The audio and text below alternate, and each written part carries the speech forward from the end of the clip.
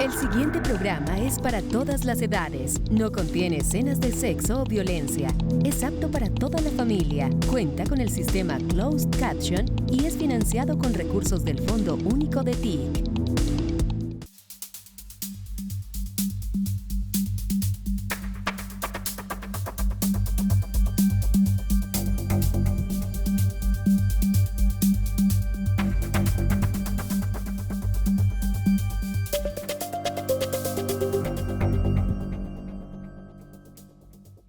¿Qué tal? Un saludo cordial a los televidentes y a los internautas del país.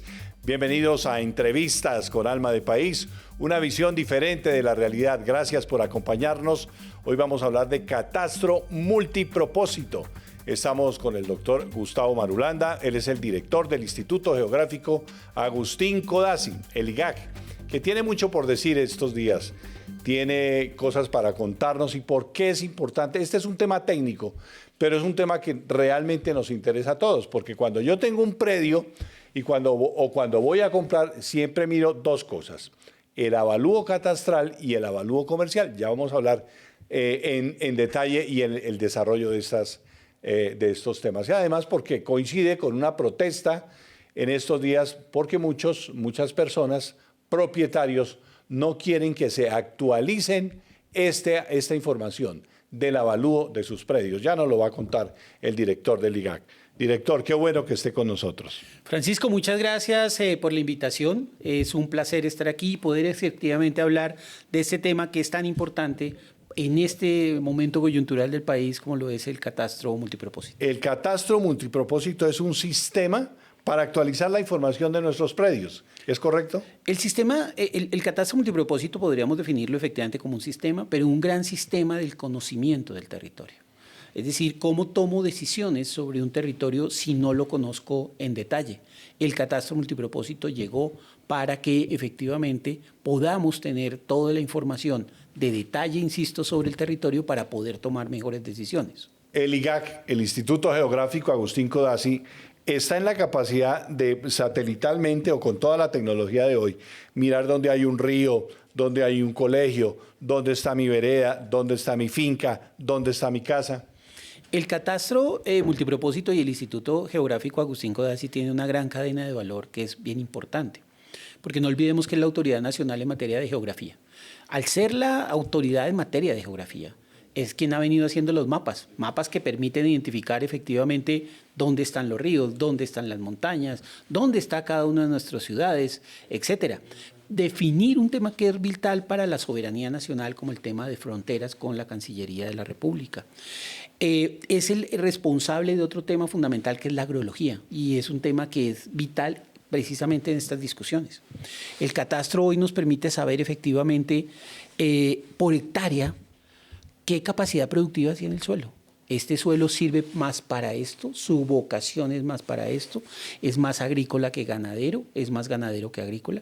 Poder identificar, entre otras cosas, los conflictos de uso del suelo que se presentan, porque debería estar utilizado en ganadería, en agricultura, y se está usando en ganadería, por ejemplo. Es la autoridad en materia geodésica, que es tal vez uno de los temas más técnicos y más sofisticados de explicar, pero es el que nos ayuda a que haya precisión. El tema de las coordenadas, el tema de la seguridad jurídica pasa porque efectivamente yo tenga perfectamente claro dónde empieza mi predio, hasta dónde va y cuáles son los límites o las colindancias con el vecino. Y el tema de catastro propiamente dicha, que allí es donde todo esto empieza a tener sentido ya en materia predial. Es decir, cómo coloco, cómo allí pongo sobre esto ese gran pesebre, si se quiere, de los predios del país. Si usted construye un pesebre, entonces empieza con colocarle el piso, no sé qué, le coloca los lagos, los animalitos y los predios. El catastro muestra en detalle todo eso. Y el predial tiene, el catastral tiene otro tema fundamental, porque nos permite identificar uno de los objetivos de ese catastro, si quiere ya hablamos de eso, uno de los objetivos de este catastro, que es poder saber si usted es propietario, si usted es poseedor, si usted es tenedor, es decir, si su predio es suyo formalmente, si es un predio público o un predio privado, por ejemplo. Y si ese predio está sobre un predio público o sobre un predio privado y está siendo un ocupante de ese mismo predio, o si tiene escrituras. Ese tipo de temas es parte de lo que definimos cuando tenemos un catastro en una gran cadena de valor que le permite por eso tener un sistema de inteligencia y de conocimiento detallado del territorio. Y esa información, doctor, queda plasmada en la escritura del bien y en el certificado de libertad y tradición, ¿o cómo es el manejo de la información? El catastro no toma decisiones sobre el componente jurídico. Ajá. Para eso está la Superintendencia de Notario y Registro, que es la que da fe pública de los inmuebles. El catastro lo que hace básicamente es mostrar esa realidad para que otros tomen decisiones. En realidad eso no se pone a ver, es el sistema, pero no tomamos la decisión sobre casi ninguno de los temas. Nosotros definimos efectivamente dónde está el predio, pero y más o menos decimos es un predio que efectivamente es formal porque tiene escritura, no sé qué, o nos huele a un predio que está ocupándose por parte de un ciudadano sobre un bien público o sobre un bien privado. Es decir, es una tenencia o es una posesión. Nos permite identificar también entonces cuál es el área de ese predio, cuáles son los linderos y qué área tiene, cuál es la construcción y cuántas áreas tiene. Entonces, el catastro nos muestra eso, pero la superintendencia después, con la Agencia Nacional de Tierras, con la misma superintendencia en el tema urbano, nos lleva, por ejemplo, a temas de formalización. Si el catastro le dice, ojo que este parece un bien informal, Agencia Nacional de Tierra en el caso rural, analice, estudie para ver si lo puede adjudicar, o superintendencia en el caso urbano, revise a ver si se puede titular. El Estado tiene una información real, concreta, técnica, no solamente por el satélite, sino porque hace visitas de campo de cada predio en Colombia. Ustedes pueden decir, hay tantos predios en Colombia que tienen tantas medidas. Hoy podemos decir que de 44 millones de hectáreas tenemos ese detalle. Porque no olvidemos que... ¿Tenemos cuántas, perdón? De 44 millones de hectáreas, 40% del territorio nacional. Tenemos 40% claro, únicamente. Partimos de este gobierno partió del 9%. ¿Y por qué hablo de eso? Porque aunque hay un catastro, el catastro está desactualizado.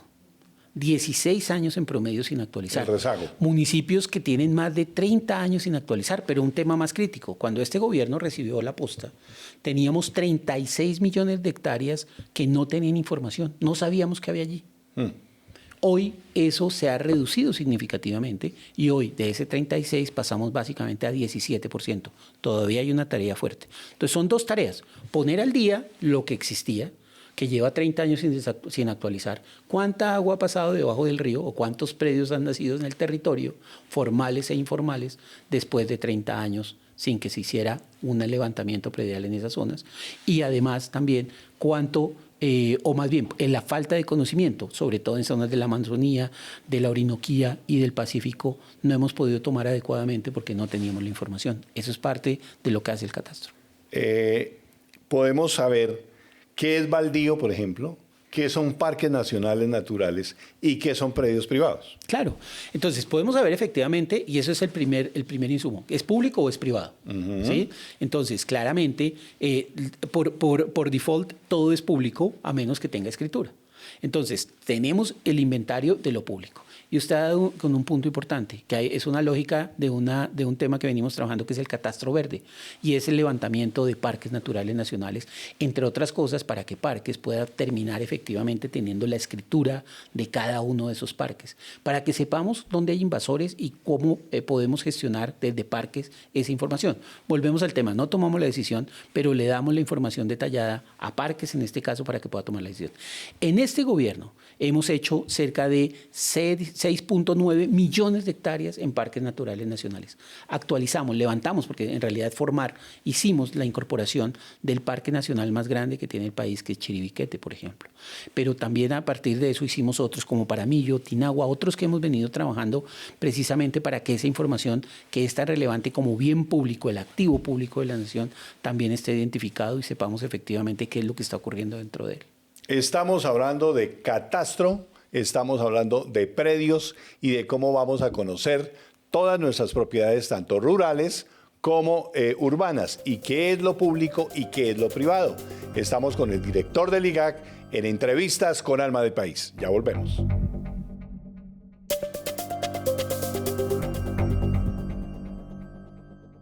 El buque buque Bencos Biojó ya navega en el Pacífico y ayudará a prevenir enfermedades y salvar vidas. Su equipo médico preventivo beneficiará a los pueblos afros, indígenas y mestizos que sienten que hoy el Estado les reconoce, atiende y sana. Más de 85.000 millones de pesos se invirtieron en su construcción y dotación. Colombia respira esperanza. Con dignidad cumplimos. Gobierno de Colombia. Comisión de Regulación de Comunicaciones. Catastro multipropósito es el tema de hoy en Entrevistas con Alma de País. Estamos con el director del Instituto Geográfico, Agustín Codazzi, el IGAC, para que nos hable y nos cuente un tema técnico, pero muy complicado. Estábamos hablando aquí, cuando se logra saber quiénes son, cómo van los predios y de dónde a dónde van y cómo están, también logramos saber quiénes son los propietarios y mirar el tema tan interesante de concentración de la tierra. De acuerdo. Y ese es uno de los estudios últimos que acabamos de lanzar. Le debo el libro. Mire, es un tema crítico. Entonces uno intuitivamente sabía que la tierra estaba en pocas manos, pero ya hay datos concretos. El 10% de los propietarios de este país en tierra productiva poseen, son dueños, son propietarios del 82% del territorio nacional. O sea, el 10% es el dueño de casi todo. El 10% es el dueño del 82%. El índice de Gini, que mide este tema, es de 0.89 en Colombia, en donde 1 sería una sola persona, tiene toda la tierra concentrada, 0 es todos tenemos una porción igual de tierra. Europa está más o menos en el 0.52% en el índice del 0.52. África, que obviamente uno podría decir, no, nos podemos comparar con África, ellos están peores que nosotros, están en cerca del 0.69. Y América Latina, jalonado mucho por este 0.89 nuestro, está más o menos en el 0.73. Es decir, nosotros estamos por encima de casi todo el mundo en términos de la mala distribución de la tierra. La tierra está en pocas manos. Un dato ahí, el 1% es dueño del 47%. Y el 80% es del 10%. El 80% del territorio, estoy hablando de la zona útil, porque después me van a decir, pero es que usted está incluyendo parques. No, estoy sacando parques, estoy sacando todas las zonas de reserva, estoy solo dejando la cancha productiva del país. Allí el 82% de esa tierra está en cabeza y en manos del 10% de la población del país. ¿Y cómo definimos la unidad agrícola familiar? Porque supongo que una tierra en el eje cafetero, por ejemplo, es diferente a una tierra en la llanura, en la Orinoquía o en la Amazonía. ¿Cómo esta actualización del catastro nos redimensiona la unidad agrícola familiar? Y ahí viene entonces uno de los temas que le planteaba en el segmento anterior de la agrología. ¿Se acuerdan? Que le decía que uno de los temas es que no somos la autoridad agrológica. Pues la agrología nos permite identificar eso, porque como sabemos efectivamente uso y vocación, sabemos las capacidades del suelo, eso está distribuido en un rango de hasta 13 categorías. Colombia no tiene 1, pero tiene de la 2 en adelante. 2 es que usted pone allí una pepa de mango y le sale de una vez el jugo de mango o el mango picado.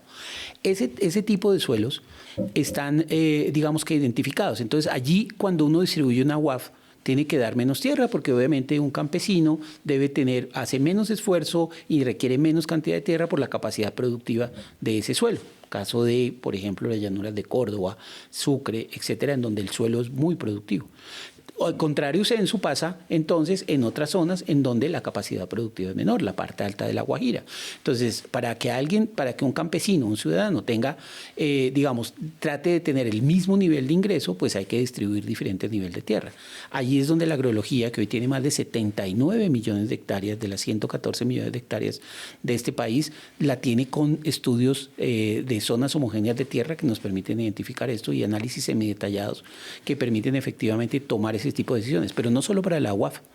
Le sirve, por ejemplo, al campesino para saber cuál es el producto más rentable en esta zona, que a veces uno no sabe y intuitivamente siembra café porque todo el mundo siembra café. ¿Cuál es la oferta ambiental, no? ¿Y cuál es la oferta? También nos permite eso para lo productivo, pero también para la conservación, porque el catastro es un catastro que tiene que estar del lado de los dos puntos, ¿sí? Tomando la información de reservas y de ambiental, pero también la información para la productividad.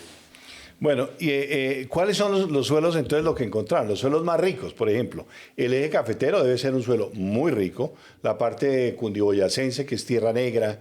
La parte de Córdoba, que dicen que es el paraíso, ¿no? Que es nuestro Edén, nuestro paraíso terrenal. Sí, yo creo que los mejores suelos los tenemos justo en esas sabanas y en esas altiplanicies que además están con grandes capacidades del suelo, pero que permanentemente están bañadas por muchos ríos. A veces se nos exagera, como ahora en la emergencia que tuvimos hace unos días, pero ese tipo de temas es fundamental para que la capacidad del suelo sea tan importante, pero que además tengamos unas posibilidades de tener agua permanente, que ahí viene el otro punto. Porque puede ser que haya un gran suelo, pero si no tenemos agua y si no tenemos otro tipo de temas, pues no nos ayuda mucho. O en el caso de Cundinamarca que usted citaba, claro, hay grandes suelos, pero a diferencia de lo que ocurre en Córdoba, la tierra no es tan arable, por ejemplo, como en Córdoba, porque allí hay menos sustrato, hay menos piedras al final, y entonces es más fácil trabajar uno u otro. Entonces, aunque tenemos suelos también de muy buena capacidad, que además, esto como paréntesis, estamos destruyendo, porque muchos de la sabana desafortunadamente se están convirtiendo en construcciones que son más rentables. Es más rentable entonces tener industria, tener vivienda, no sé qué, y estamos degradando un suelo que debería estar siendo utilizado para la agricultura, que era lo que tenían nuestros antepasados. ¿De dónde se venían nuestras hortalizas en Bogotá hace unos años? Pues de estas sabanas. Claro. Y por eso teníamos que pagar menos recursos y menos plata para consumir estos alimentos. Cada vez estamos haciendo que se expanda los centros de producción que llegan a Bogotá. Eso es parte de lo que hacemos también en los temas de agroecología, entonces nos sirve para que también un campesino sepa qué es lo más óptimo de financiar, de cultivar para tener una mayor rentabilidad. Actualizar esta información, ¿qué implica ya a nivel de mi predio? Es decir, porque ahí ya entra entonces la parte municipal. Tenemos que hablar del impuesto predial, porque ya se me valoriza mi tierra como tal. ¿Qué es lo que está pasando? ¿Cómo era el rezago? ¿Y qué es lo que están haciendo en este momento? De acuerdo. Entonces, ahí hay dos temas, y es que, claro, cuando hacemos catastro con enfoque multipropósito y con toda esta información, pues tenemos un bagaje perfectamente claro, no tanto para valorizar la tierra, sino para efectivamente representar lo que vale, porque la tierra sí se transa en el mercado por valores comerciales, si usted lo anotaba ahora. El hecho de que yo sepa que hoy mucho de las tierras de este país está al 4, al 3, al 2% del valor comercial es porque sabemos que sí hay un valor comercial efectivamente en el mercado. Entonces, lo que estamos tratando es de efectivamente reflejar eso que es lo que está pasando en la realidad. Es decir, aquí no estamos inventando un dato para colocarlo allí. Lo que estamos es haciendo, identificando efectivamente cómo se pueden transar los predios, cuánto está valiendo, cuál es el uso y vocación del suelo, cuáles son, digamos, las posibles rentabilidades de cada uno del suelo para encontrar un valor.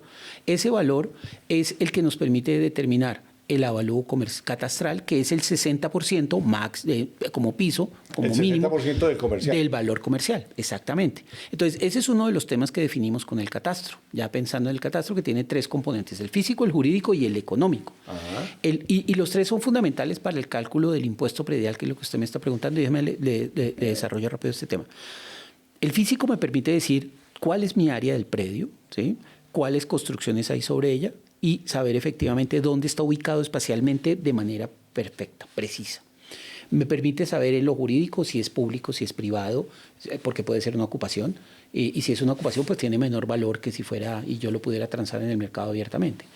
Me permite definir efectivamente quién es el propietario, cuántos propietarios hay. Nos permite saber un dato bien importante, y es cuántas mujeres son propietarias en este país, que es un tema en un déficit bastante significativo. ¿Cuántas? No, ahí viene el tema, y es que apenas el 34% de las mujeres son propietarias. Es decir, este es un país de propietarios hombres. Y un dato peor, el 4% apenas de las mujeres tienen tierra superior a 200 hectáreas. Es decir, además de que está altamente concentrado en hombres, la que tienen las mujeres son tierras pequeñas, es decir, son microfundios, minifundios y no extensiones de tierras que les permitan desarrollarse. Y nos permite entonces saber, ahora sí también, lo que usted preguntaba, el avalúo. Hagamos un pequeño corte, mi doctor Marulanda, y vamos a hablar de este tema que es como la nuez del asunto, el meollo del problema.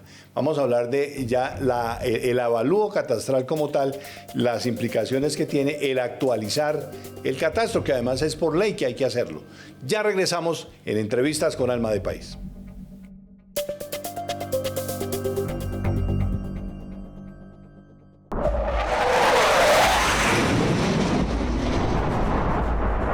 Desde el cielo, alguien nos cuida.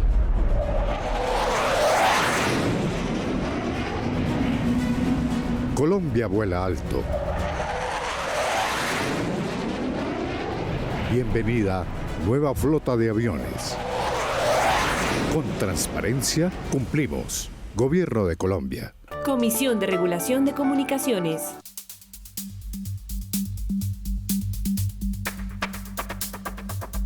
Estamos hablando de catastro multipropósito en Entrevistas con Alma de País. Ya entremos en materia del avalúo, mi doctor Marulanda. Hoy, ¿por qué están protestando por el avalúo? Sí, porque todo esto que hemos hecho, que le he contado acá, al final termina en determinar un avalúo catastral. Y a la gente no le gusta pagar impuestos. ¿Ese quién lo determina? ¿Cada municipio? No, el avalúo, hasta ahí llega el IGAC. Ajá. El IGAC y los gestores catastrales, porque hay que reconocer que el IGAC, aunque tiene 863 municipios, el resto lo gestionan otros catastros. Bogotá, Cali, Medellín, Antioquia, áreas metropolitanas, departamentos como Cundinamarca o Boyacá.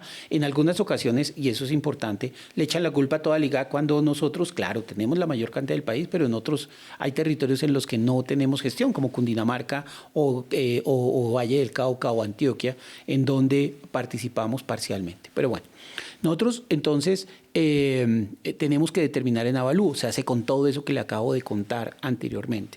Entonces, una vez determinado el avalúo, que es el 60% de la relación frente al comercial, nosotros se los entregamos a las alcaldías. Es lo que se denomina la base gravable para el cálculo del impuesto predial. Uh-huh. Pero quien determina el impuesto no es el instituto. Y ahí es un tema bien importante.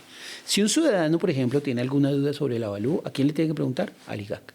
Si un ciudadano tiene una preocupación sobre el impuesto, ¿a quién le tiene que preguntar? A su respectivo municipio. Porque aunque nosotros le damos el avalúo, quien debe determinar y definir las tarifas, los descuentos, los subsidios, es el municipio. Y es un poco el llamado que hemos venido haciendo. El tema del avalúo tiene que estar donde debe estar, al 60%, pero el impuesto no debe subir en la misma proporción en que después de 30 años no ha subido el avalúo catastral. Y no ha subido porque el municipio tiene una responsabilidad. Cada 5 años debe hacer actualización catastral. Y llevamos en promedio 16 años sin hacerlo. Primer culpable de este tema, primer responsable más bien, el municipio que no ha hecho, y pasan 4 y 5 administraciones municipales sin que se haga actualización catastral. El ciudadano tiene una responsabilidad aquí también, porque si uno fuera juicioso, responsable, pues puede autoevaluar su predio y colocarlo allí.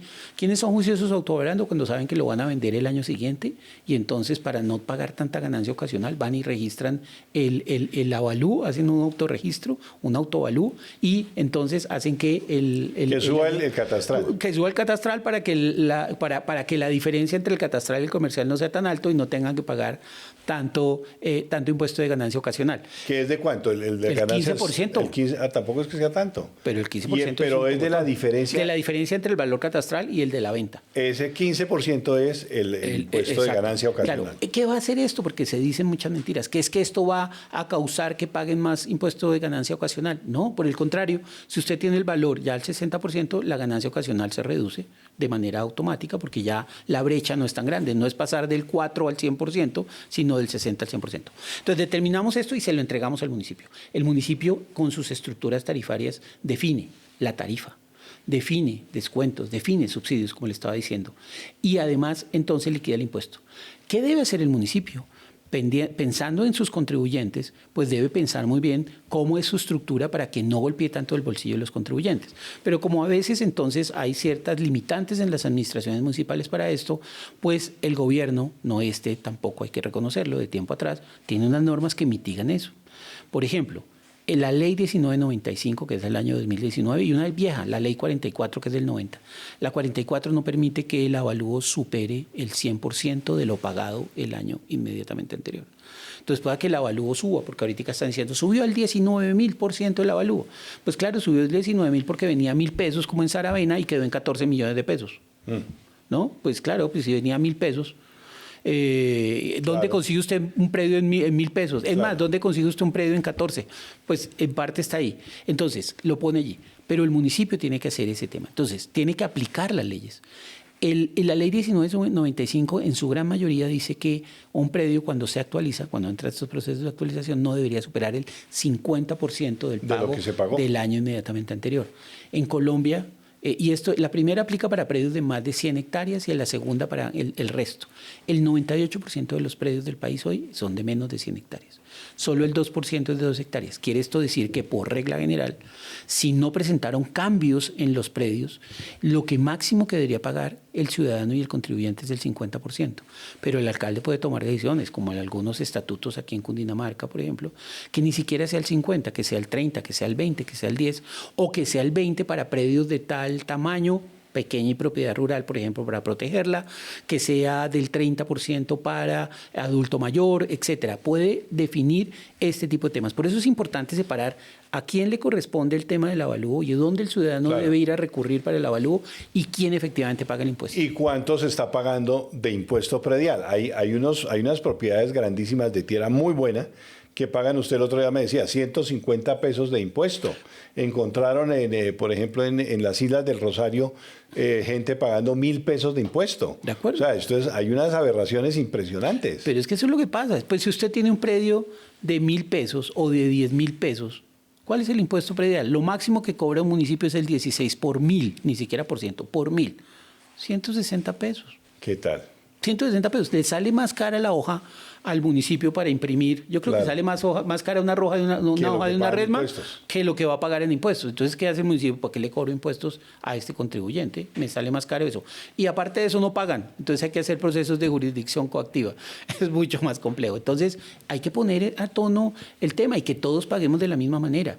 Y aquí se protege la pequeña y mediana propiedad rural porque de todas maneras, aunque tienen una valoración interesante, no es la valoración de los predios grandes. Estamos encubriendo al 2% que tienen más de 100 hectáreas, o acerca del 7% de los predios. Le doy otro dato, el 93% de los predios del país, luego de todos estos procesos, todavía no están con valores superiores a 200 millones de pesos. El 7% está entre 200 y 1.000 millones de pesos, o más de 1.000 millones de pesos. Estamos protegiendo a ese 7%, que es efectivamente el que en realidad tiene que pagar tributos, que son los que no han venido pagando, que son los que estaban ocultos en estos rangos y han subido. Todavía hay predios, teníamos el 70% de los predios están por debajo de 2 millones de pesos en el avalúo catastral. Imagínese. Eso es absurdo. Ya para el cierre, mi doctor, en esta actualización que se está haciendo del catastro, ¿hay que reconocer que hubo algunos desajustes? Pues es que se hacen procesos masivos, claramente. Por ejemplo, lo de Barichara. En Santander. Por ejemplo, como le decía, Barichara, Palmas del Socorro, que estamos ya haciendo ajustes en este momento, Barichara, San Gil, pero son casos menores. Mire, actualizamos este año por la metodología de artículo 49 del Plan Nacional de Desarrollo de Rezago, que nos pone a tono al 60% en la relación avalúo catastral, avalúo comercial, más de 2 millones de predios. Hoy tenemos 600 novedades que estamos revisando, ni más faltaba. Y el ciudadano, como le digo, tiene todo el derecho y nosotros toda la obligación de que si el avalúo considera el que está mal, le expliquemos por qué está bien o por qué efectivamente está mal y ajustárselo. De hecho, muchos de los ajustes que está pasando aquí, esas 600, las estamos haciendo nosotros sin que el ciudadano venga a nosotros, porque hemos encontrado efectivamente, por ejemplo, que el POT no tenía la zona de afectación de ronda o no tenía tal. Entonces, pues claro, cuando el municipio nos muestra su zona de afectación de ronda, o el municipio de Choachén, Cundinamarca, que acaba de cambiar su esquema de ordenamiento territorial hace un año, pues declaró el 80% de su territorio en zona de conservación. Claramente, cuando uno no tiene esa zona de conservación, esa limitante, pues coloca unos valores que se salen ya de las condiciones del mercado por la limitante que tiene el predio. Pues nos quedamos en punta, mi doctor Marulanda. Tenemos que hacer un nuevo programa porque hay muchas preguntas que todavía tengo, porque es un tema realmente importante que impacta directamente tanto el bolsillo de los ciudadanos, pero también las rentas de los municipios, que es el impuesto predial. Porque la plata va para los municipios. La plata es para los municipios. No para la nación, porque se dice, es que están haciendo una reforma tributaria vedada. No, estos recursos son para los municipios que paga el ciudadano para obras en su propio municipio, que eso es el tema. Y un llamado muy importante porque se están dando, como usted aperturaba el programa, un tema muy importante de unas reclamaciones sociales, unos paros, etcétera. Hemos abierto mesas de trabajo de tiempo atrás, hemos hecho las correcciones.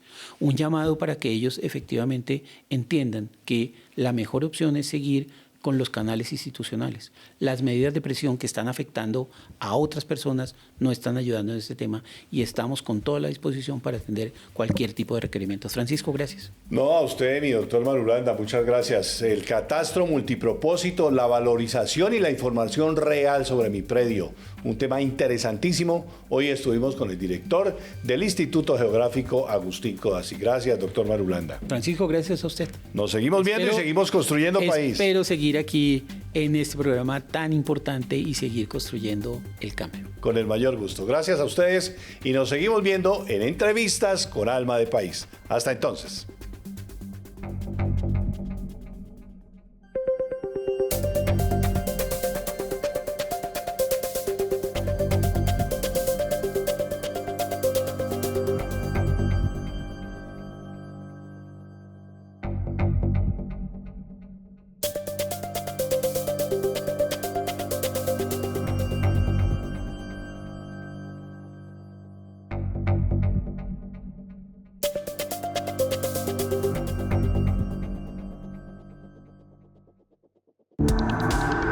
Este contenido fue financiado con recursos del Fondo Único de TIC.